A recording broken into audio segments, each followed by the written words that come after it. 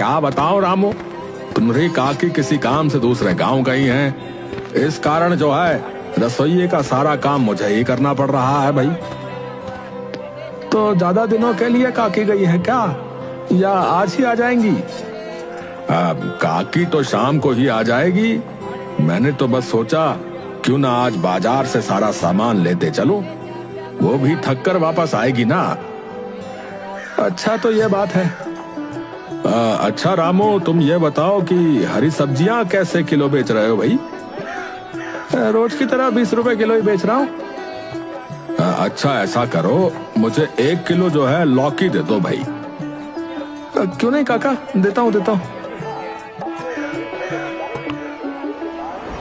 रामू के खेत में जो एक पुराना कुआं था वो सालों भर से सूखा ही रहता था।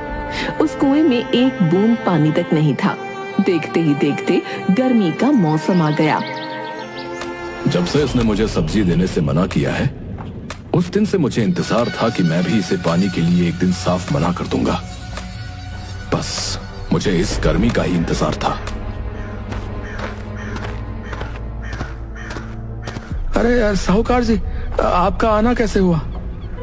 रामू, तुमसे कुछ जरूरी बात करनी थी। जी कहिए, क्या बात है? रामू, तुम तो जानते हो कि बात को तोड़ मरोड़ कर करना मुझे पसंद नहीं है। देखो भाई, अब मैं तुम्हें और पानी नहीं दे पाऊंगा, क्योंकि अब गर्मियों का मौसम है और मेरा खेत तुम्हारे खेत से बड़ा है। मुझे भी तो सारे खेत की सिंचाई करवानी है। बाकी तुम खुद समझदार हो। साहूकार जी, मुझे थोड़ा ही तो पानी चाहिए होता है। एक आप ही हो जो मेरी मदद कर सकते हैं। रामू, समझने की कोशिश करो, मैं नहीं दे पाऊंगा पानी। रामू ने मोहन को सब्जी नहीं दी। इसी कारण मोहन को रामू से बहुत जलन होती थी और इसलिए उसने पानी देने से साफ मना कर दिया।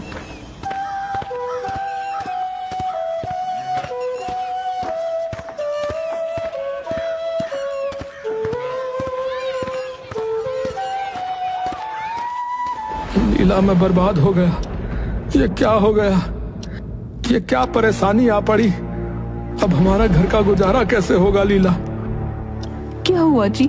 इस तरह से क्यों परेशान हो रही हैं? ऐसी क्या बात हो गई? जिसका डर था वही हुआ लीला।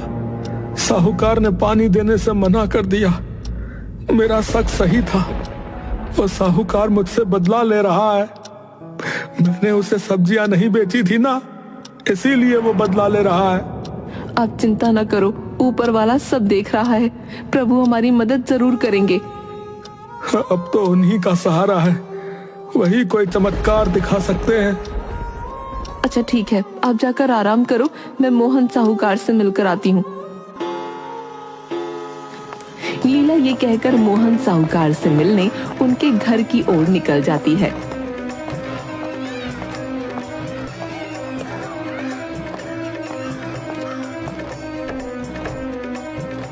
साहूकार जी, घर में हो कि नहीं?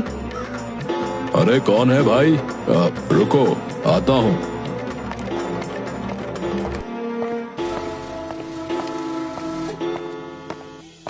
अरे लीला, तुम हो? मेरे घर कैसे आना हुआ? साहूकार जी, आपने हमें कुएं का पानी देने से मना कर दिया है। ऐसा क्या हो गया साहूकार जी? आप तो हमारे हालात से अच्छे से वाकिफ हो। एक वक्त का खाना हम वही सब्जियां बेचकर खा पाते हैं। लीला, ये बात सच है कि मैंने रामू को अपने कुएं का पानी लेने के लिए मना कर दिया। देखो लीला, मैं रामू को कई सालों से अपने कुएं का पानी देता आ रहा हूँ और इस बार गर्मियों का समय आ गया है और मैंने कोई जिंदगी भर का ठेका थोड़ी उठा रखा है तुम दोनों का। जाओ यहाँ से, मेरा दिमाग मत खाओ। गर्मियाँ तो सबके लिए है साहूकार जी, आप ही तो बस हमारे अपने हो। ऐसा मत करिए, भगवान के लिए दया करिए साहूकार जी। मेरे कुएं का पानी बिल्कुल सूख कर कम हो गया है। अगर मैं तुम्हें अपने कुएं का पानी देता हूँ तो मुझे गर्मियों में बहुत परेशानी होगी। सुन लिया ना? तुम्हारे चक्कर में मैं अपनी खेती खराब कर लूं क्या? लेकिन साहूकार जी, अभी तो गर्मियाँ बस शुरू हुई हैं, तब तक मेरे खेतों का क्या होगा? मैं कुछ नहीं जानता। मैंने रामू को भी कहा था कि ये तुम्हारी समस्या है। मैं तुम लोगों को अपने कुएं का पानी नहीं दे सकता। बस। लीला मोहन साहूकार को कुएं का पानी देने के लिए मनाने की बहुत कोशिश करती है, लेकिन साहूकार नहीं मानता। लीला दुखी होकर थक हार कर अपने घर की ओर निकल पड़ती है। रास्ते में कोई बचाओ मुझे, कोई बचाओ। कौन है? कहाँ से आवाज दे रही हो अम्मा? अरे बेटा, मैं कुएं में गिर गई हूँ, मुझे यहाँ से बाहर निकालो।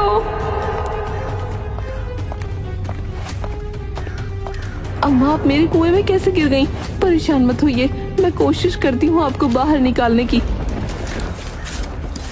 बूढ़ी अम्मा को बाहर निकाल देती है और अपनी सारी कहानी बताती है। बूढ़ी अम्मा उसे आशीर्वाद देती हैं और वहाँ से चली जाती हैं। लीला भी अपने घर चली जाती है। क्या हुआ? साहूकार ने क्या कहा? साहूकार जी ने पानी देने से मना कर दिया। कह रहे थे अगर मैं तुम्हें पानी देता हूँ तो मुझे गर्मियों में बहुत परेशानी होगी। पानी के बिना क्या होगा लीला? हमारे सारे खेत तो सूख जाएंगे और हमारा गुजारा कैसे होगा? अच्छा, वो जो हमारा पुराना कुआं है उसको खुदवाने में कितना खर्च लगेगा?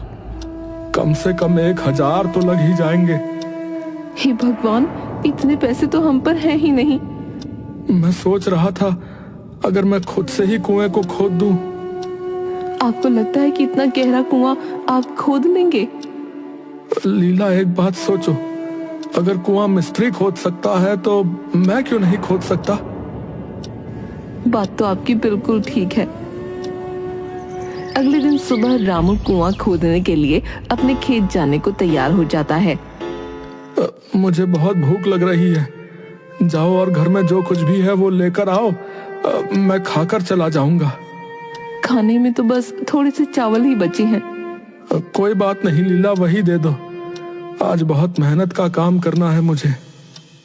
लीला अभी थाली में चावल परोसने ही वाली थी कि तभी दरवाजे पर एक आवाज सुनाई दी। ये किसकी आवाज है? लगता है कोई बूढ़ी अम्मा है। चलो दोनों बाहर चलकर देखते हैं।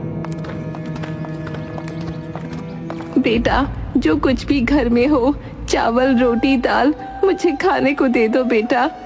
अरे, आप तो वही बूढ़ी अम्मा है ना जो उस दिन कुएं में गिर गई थी? हाँ बेटा, मैंने पहचान लिया तुम्हें। देखो बेटा, नियति का खेल भी देखो, आज भी तुम्हारे ही घर आ पहुंची। हम सब बहुत गरीब हैं, हम जैसे तैसे करके अपना जीवन गुजार रहे हैं। ऐसे में हम आपको कहाँ से खाना दें अम्मा? बूढ़ी अम्मा रामू की स्थिति देखकर समझ गई और बोली, कोई बात नहीं बेटा, सब ठीक हो जाएगा। अब मैं चलती हूँ बेटा। अम्मा रुकिए। लीला, जो चावल तुमने मेरे लिए रखे थे वो जो है अम्मा को खिला दो। मैं उन्हें भूखा नहीं भेज सकता।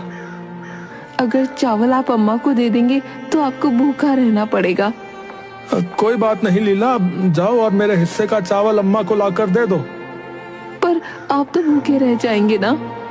अरे तुम जो है उसकी चिंता मत करो, मैं तो जवान हूँ, भूख को झेल लूंगा। पर मैंने अम्मा को भूखा जाने दिया तो मेरे गले से भी खाना नहीं उतरेगा। हाँ। रामू की पत्नी लीला रामू के कहे अनुसार रामू के हिस्से का भोजन बूढ़ी अम्मा को दे देती है।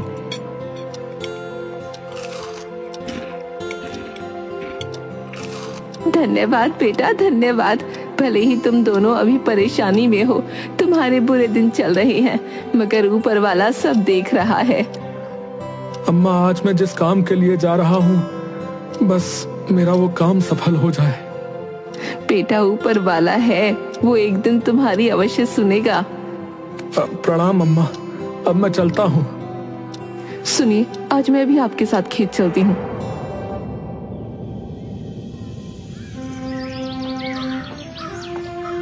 सुबह सुबह दोनों अपने कुएं की खुदाई करने खेत की ओर चल देते हैं।